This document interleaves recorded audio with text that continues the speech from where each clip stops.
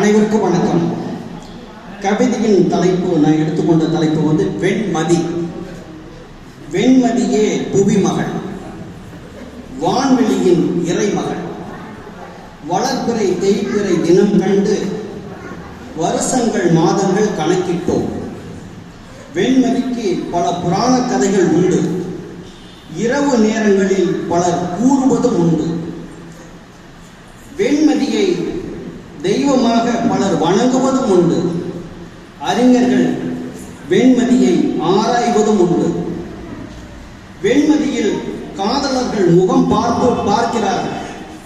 தம்பதிகளோ தேனிலவு கொண்டாடுகிறார்கள். குழந்தைகள் நிலாசோறு உண்டு மகிழ்கிறார்கள். திருக்கோயிலில் வெண்மதிக்கு சிலைகளும் உண்டு.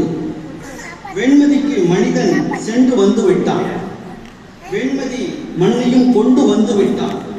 வெண்மதி ஆராய்ச்சிகள் பல கண்டுவிட்டான். விண்கலங்கள் ஏவி கொடிகள் நட்டுவிட்டான். புவியின் துணைக்கோள் வெண்மதி ஆகும். வெண்மதி தேய்வதும் வளர்வதும் புவியின் நிழலாகும்.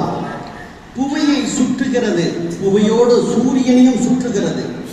வெண்மதியில் மக்கள் குடியேற ஆராய்ச்சி நடக்கிறது.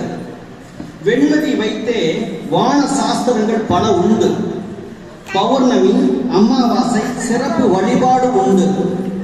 அஷ்டமி, நவமி, திதி, பிரதோஷம், கார்த்திகை வழிபாடும் உண்டு. வளர்பிறை தேய்பிறை முகூர்த்தங்களில் திருமணம் நடப்பதும் உண்டு. வெண்மதியே புவி உயிர்களுக்கு இரவு நேர விளக்கு. புவி உயிரினங்கள் இனச்சேர்க்கை உணவு தேடலும் உண்டு.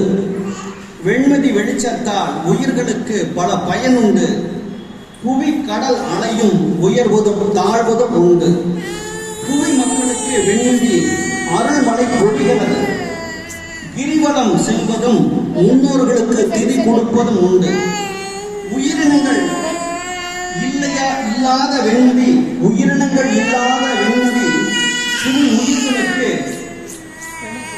உதவுகிறது. புவி கழிவுகளை வெண்மதிக்கு கொண்டு செல்ல திட்டம் நடக்கிறது. வெண்மதி மத அடையாளமாகவும் உள்ளது. வெண்மதி அரசியல் சின்னமாகவும் உள்ளது. வெண்மதி உயிர்களுக்கு அறிவோடு அளவோடு தொடர்புடையது. வெண்மதி மனிதன் அறிவு சிந்தனையை தூண்டுகிறது. வெண்மதி வான் நிலவே இயற்கையின் படைப்பாகும். வெண்மதி வான் நிலவே